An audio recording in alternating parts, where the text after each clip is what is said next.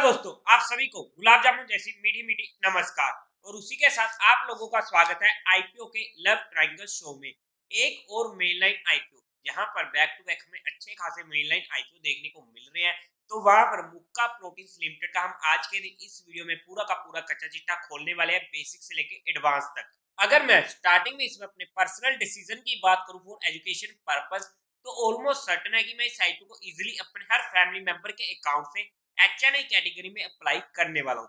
ये मेरा personal decision होने वाला है, जो मैंने आप लोगों के साथ education purpose according to my mindset according to my risk factor discuss किया है। और ऐसा डिसीजन क्यों है वो आप लोगों को इस आईपीओ की रिव्यू वीडियो में पता लग जाएगा। बट आप लोग अपने रिस्क फैक्टर और अपने माइंडसेट और अपने फाइनेंशियल एडवाइजर से कंसल्ट करके कोई फाइनल एक्शन बनाइएगा। और उसी के साथ साथ आप लोगों को म्यूचुअल फंड में या इंश्योरेंस सेगमेंट में कोई भी हेल्प की रिक्वायरमेंट है, या आप लोग चाहते हो कि हम आपका पैसा मैनेज करने में आपकी हेल्प करें being a mutual fund distributor, तो आपको डिस्क्रिप्शन में मेरा नंबर मिल जाएगा, आप मुझसे कांटेक्ट कर सकते हैं। आपकी क्वेरी को जल्दी से जल्दी सॉल्व कर दिया जाएगा।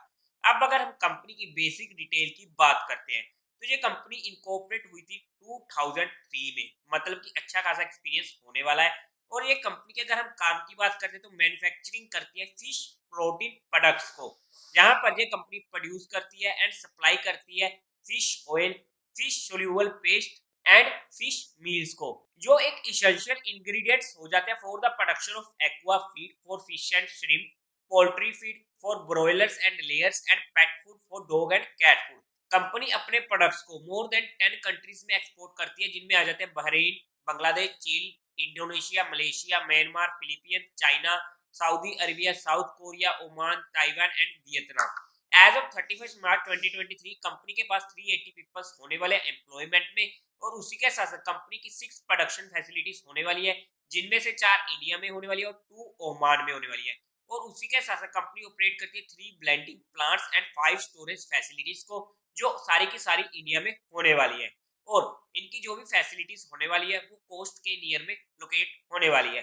एज ऑफ दिसंबर 31 2022 कंपनी ने कॉन्ट्रैक्टल अरेंजमेंट किए हुए with third party manufacturing facility in Karnataka, Maharashtra and Maharashtra for the supplying of fish mill and fish oil.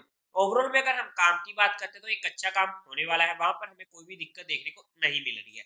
अब अगर हम कंपनी के टेंटेटिव टाइम टेबल की बात करते हैं, तो ये आईपीओ ओपन होने वाला है 29 ऑफ फेब को, क्लोज होगा 4 ऑफ मार्च को, अलॉटमेंट होगी 5 ऑफ मार्च से, रिफंड मिलने शुरू हो जाएंगे 6 ऑफ मार्च को, आपके अकाउंट में क्रेडिट हो जाएंगे शेयर फ्लोटेड 6 ऑफ मार्च को। टेंटेटिव लिस्टिंग डेट होने वाली है 7 ऑफ मार्च की। फेस वैल्यू रहेगी 1 रुपीज पर शेयर की। प्राइस की बात करते हैं तो सिर्फ और सिर्फ 28 ही हमारे लिए इंपॉर्टेंट होने वाला है, बिकॉज ये आईपीओ इजीली ओवर सब्सक्राइब होने वाला है, तो हमें 28 को ही अप्लाई करना पड़ेगा। अगर हम रिटेल में करें तो कट ऑफ प्राइस पर टिक कर सकते हैं, बट अगर हम एचएनआई में करें तो वहां पर 28 को पंच आउट करना पड़ेगा। लोड साइज होने वाला है 525 शेयर्स का। टोटल इशू साइज है 224 करोड़ रुपीस का, जो पूरा का पूरा होने वाला है फ्रेश इशू। बीएससी और एनएससी पर ये आईपीओ लिस्ट होने वाला है। इस कंपनी का एक एडिशनल पॉजिटिव पॉइंट ये होने वाला है कि इसका प्राइस, क्योंकि 28 को देखते हमारे साइकोलॉजी काम करनी शुरू कर देते, काफी ज्यादा सस्ता शेयर होने वाला है, तो उस वजह से जहां पर ऑलरेडी काफी ज्यादा डिमांड जाने वाली है। अब अगर हम आगे बात करते हैं कोटा की, तो वहां पर क्वालिफाइड का 50% का, रिटेल में 35% का एंड एचएनए में 15% का होने वाला है। लोड साइज में एक लोड 525 शेयर्स का होने वाला है, जिसकी अमाउंट पड़ेगी 14,700 रुपीज की। स्मॉल एचएनए में 40 लोड्स के लिए अप्लाई करना पड़ेगा, जिसकी अमाउंट पड़ेगी 2,05,800 रुपीज की। और बिग एचएनए में मिनिमम 69 लोड्स के लिए अप्लाई करना पड़ेगा, जिसकी अमाउंट पड़ेगी 10,14,300 रुपीज की। किसी भी कैटेगरी में एक बास्केट से ज्यादा अप्लाई करने का कोई फायदा नहीं है, बिकॉज ये आईपीओ इजीली ओवर सब्सक्राइब होने वाला है। अगर हम कंपनी के प्रमोटर्स की बात करते हैं तो आप यहाँ पर कंपनी के प्रमोटर्स की लिस्ट पढ़ सकते हैं। अब अगर हम कंपनी के मेन मुद्दे की बात करते हैं, यानी कि कंपनी के फाइनेंशियल की, तो वहां पर टोटल असेट्स सबसे पहले अगर हम डिस्कस करते हैं 2021 में से 353 करोड़ के, जो इंक्रीज होते होते पहले 6 मंथ ऑफ फाइनेंशियल ईयर 2024 तक पहुंच चुका है 641 करोड़ के, ऑलमोस्ट डबल हो चुके हैं। एक अच्छी ग्रोइंग रेट है। रेवेन्यू 2021 में था 609 करोड़ का, 2022 में 776 करोड़ का, 2023 में 1184 करोड़ का, और पहले 6 मंथ में 612 करोड़ का। फिर से एक अच्छी ग्रोइंग रेट हमें जहां पर देखने को मिल रही है। प्रॉफिट आफ्टर टैक्स की बात करते तो 2021 में था 11 करोड़ का, 2022 में 25 करोड़ का, 2023 में 47 करोड़ का एंड फाइनली पहले 6 मंथ ऑफ 2024 में 33 करोड़ के ऑलमोस्ट, मतलब कि जहां पर भी हमें काफी अच्छी ग्रोइंग रेट देखने को मिली है। नेटवर्थ की बात करते हैं तो 159 करोड़ की, रिजर्व एंड सरप्लस में 144 करोड़ का, टोटल बोरोइंग्स कंपनी के पास होने वाले 317 करोड़ की, जो इंक्रीज होते होते 160 करोड़ से पहुंच चुकी है, मतलब कि ऑलमोस्ट डबल हो चुकी है। ओवरऑल में अगर हम फाइनेंशियल्स की बात करते हैं तो अल्टीमेट फाइनेंशियल हमें जहां पर कंपनी के देखने को मिल रहे हैं, जो एडिशनल हमें पॉजिटिव पॉइंट देखने को मिल रहा है। अब अगर हम बात करते हैं कंपनी के ऑब्जेक्टिव की, आखिरकार ये कंपनी आ ही क्यों रही है, तो इनको फंडिंग चाहिए वर्किंग कैपिटल रिक्वायरमेंट के लिए। सेकेंडली, इनको इन्वेस्टमेंट करने in the associate by into proteins private limited, ताकि ये फंडिंग कर सके इस वर्किंग कैपिटल रिक्वायरमेंट को। And third, general corporate purpose. अब अगर हम कंपनी को फंडामेंटली चेकआउट करने की कोशिश करते हैं, तो वहां पर सबसे पहले मार्केट कैपिटलाइजेशन होने वाली है 840 करोड़ की, ईपीएस 2.16 की, प्री आईपीओ पोस्ट आईपीओ 2.2 की, काफी ज्यादा कम है। पी 12.96 की, प्री आईपीओ पोस्ट आईपीओ 12.73 की, रिटर्न ऑन इक्विटी 36.7% की, काफी अच्छी है। रिटर्न ऑन कैपिटल एम्प्लॉयमेंट 17.62% की, अच्छी है। डेट टू इक्विटी रेशियो 1.64 की, काफी ज्यादा है, जो हमारे लिए इस कंपनी का सबसे पहला नेगेटिव पॉइंट देखने को मिल रहा है अगर हम लॉन्ग टर्म पर्सपेक्टिव माइंडसेट के साथ लेकर चलते हैं। रिटर्न ऑन नेटवर्थ 34% की, काफी अच्छी है। प्राइस टू बुक वैल्यू 4.78 की, अच्छी है।